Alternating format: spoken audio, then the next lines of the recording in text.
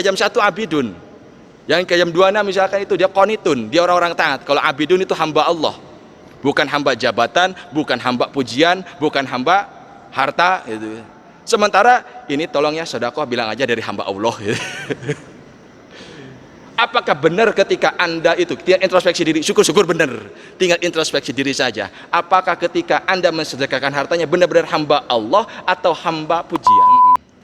Nah, jadi kita ukur introspeksi sejauh mana kita mampu mengendalikan syahwat kita. Sekali lagi, satu cara mengendalikannya memiliki rasa takut yang sangat dalam.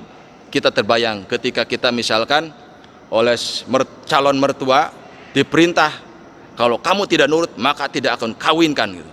Kira-kira gimana? Langsung siaga. Gitu bergetarnya. Rasa takut. Ya ma'eleh kumitohai ku Allah tisieun. Kalah dengan mertua. Dah. Tapi dalam pengertian tidak tinggal adab juga, tidak meninggalkan etika. Terus. Satu, menebus sebagian kebiasaan diri kita, kesenangan diri kita sendiri demi menjalankan perintah Allah. Satu itu. Maka kita ridho atau kita biasakan mau melaksanakan puasa, mau lapar-laparan, mau haus-hausan, mau capek-capean. Kenapa? Karena yang memerintahnya Allah Azza wa Jalla, bukan Nabi Muhammad, bukan ustadznya, bukan orang tuanya, tapi Allah Azza wa Jalla. Jangankan kita Nabi Muhammad aja diperintah oleh Allah untuk melaksanakan puasa. Jangankan kita Nabi Muhammad aja diperintah untuk melaksanakan sholat. Karena Nabi Muhammad diutus juga untuk dirinya sendiri. Seandainya Nabi Muhammad tidak diutus untuk dirinya, untuk orang lain, ya Nabi Muhammad kagak usah sholat.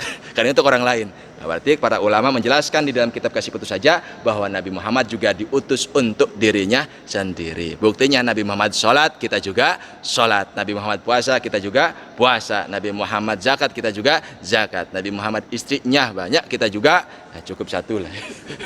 Gitu. Maksimal kuotanya 4 itu juga kalau berani. Gitu. Kalau takut jangan, nanti takut dicakar sama istri kita. Jangan ya. Yang kedua, wa husnul khuluqi ma'an nas, yaitu baik budi pekerti ketika gaul dengan manusia. Karena sebaik-baiknya orang di sisi Allah Subhanahu wa taala adalah orang yang paling baik budi pekertinya plus iman ke Allah Subhanahu wa taala. Itu. Meskipun baik budi pekerti, kalau tidak iman ya batal semuanya.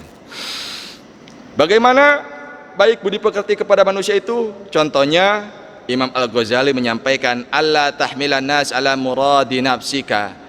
Jangan sampai mengajak manusia itu ingin mengikuti keinginan kita. Orang lain harus seperti kita. Dan segala maksa sama orang lain, harus nurut sama kita. Dah. Tapi kata Imam Al-Ghazali, bal tahmilu nafsaka ala muradhim. Tapi Anda mengikuti nafsumu atau keinginanmu mengikuti keinginan orang lain. Itu mendahulukan orang lain. Kamu maunya seperti apa gitu. Selama malam yukhalifus syar'a, selama tidak bertentangan dengan syariat. Ini salah satu berbaik atau bergaul dengan baik kepada sesama manusia. Ini salah satu contohnya dari Imam Al-Ghazali. Satu, dua, selesai. Terus, thumma innaka sa'altani 'anil 'ubudiyah wa hiya thalathatu asya. Terus sesungguhnya apabila kamu bertanya kepadaku anil ubudiyah, tentang sifat-sifat ibadah, wahya thalathatu asya, maka itu ada 3 hal. Yang pertama, sifat-sifat ubudiyah itu adalah ahaduha muhafadzatu amri syar'i, yaitu memelihara perintah syara', perintah agama, perintah Allah Azza wa Jalla.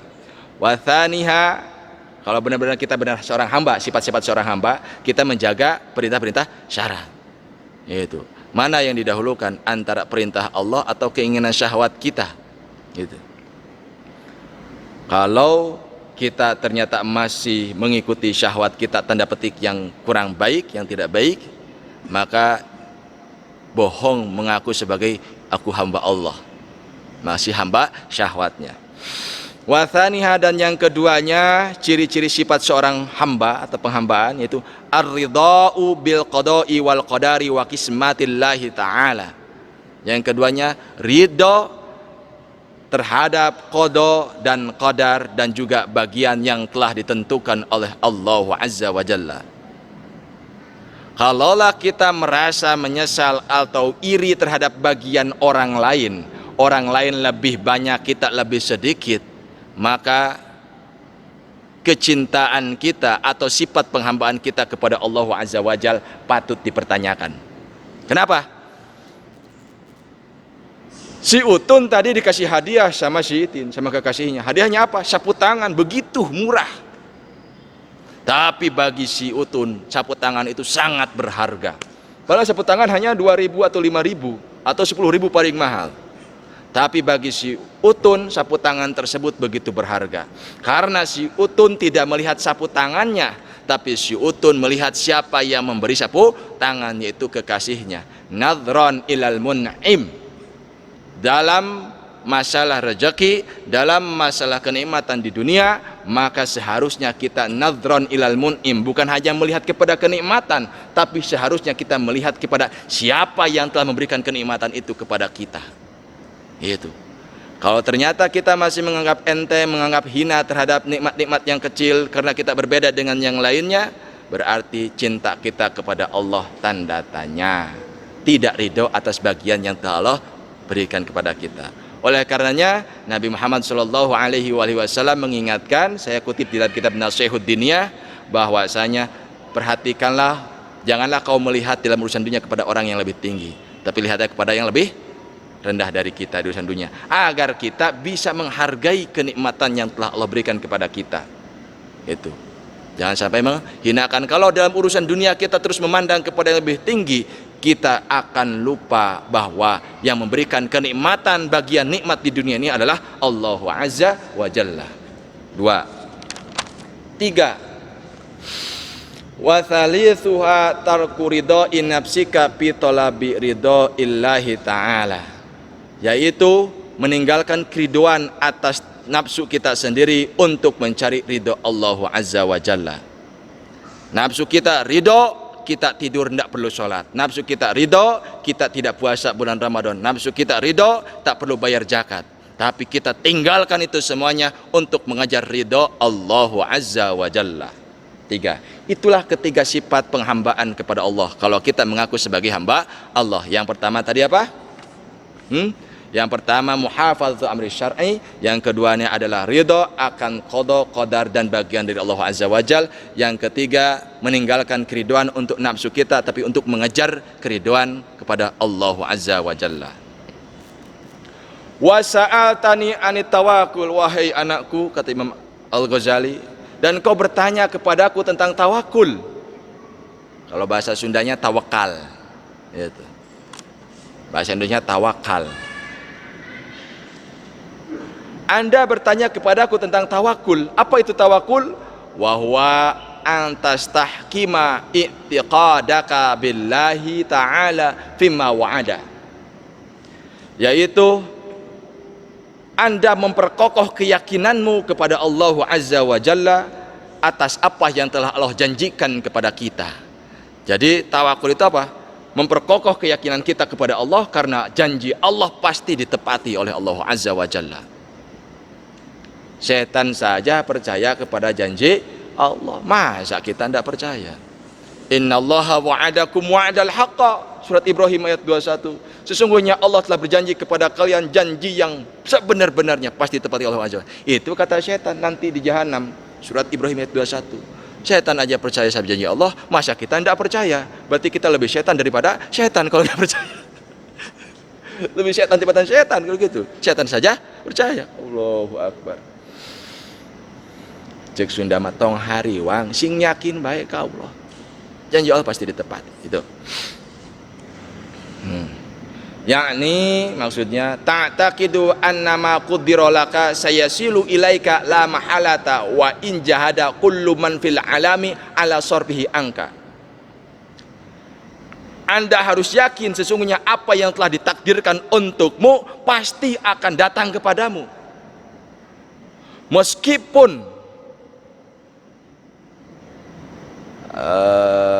la mahalata, tidak ada penghalang.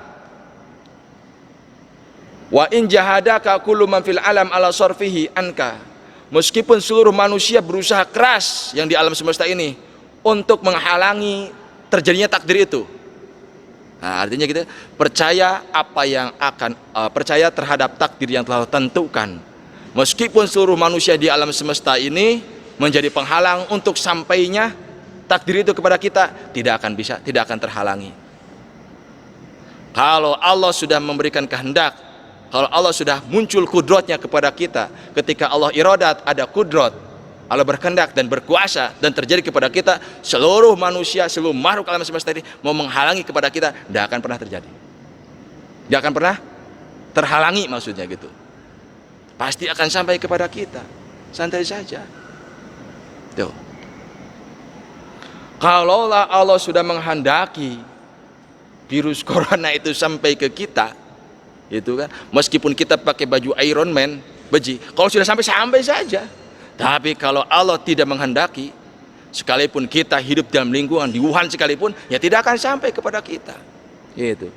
Wa ma lam yuktab la yasila ilaika wa in sa'ada jami'ul alam. Dan apa yang tidak dicatatkan kepadamu oleh Allah Azza wa Jal tidak akan pernah sampai kepadamu, meskipun seluruh makhluk membantu kita agar sampai kepada kita, enggak akan pernah sampai kalau Allah tidak menghendaki.